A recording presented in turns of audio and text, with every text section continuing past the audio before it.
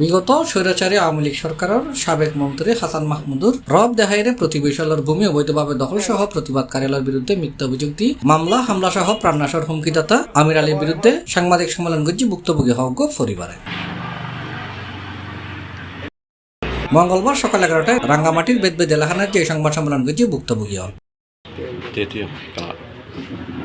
সংবাদ সম্মেলনের যে লিখিত বক্তব্যে ভুক্তভোগী হলে জানাই 2006 সাল হইতে আমার প্রতিপক্ষ আমির আলী আমাদের ক্রয়কৃত জমি দখল করে আমাদের বিভিন্ন মামলা হামলা দিয়ে অর্থাৎ আমির আলী ক্ষতিগ্রস্ত হোক সেটাও আমরা চাই না, আমরাও যেন ক্ষতিগ্রস্ত না হই। প্রশাসনের কাছে জোর দাবি জানাবো আমাদের এই বিষয়গুলি একটু তদন্ত করে আমাদের একটা সুষ্ঠু সমাধান যেন দেয়।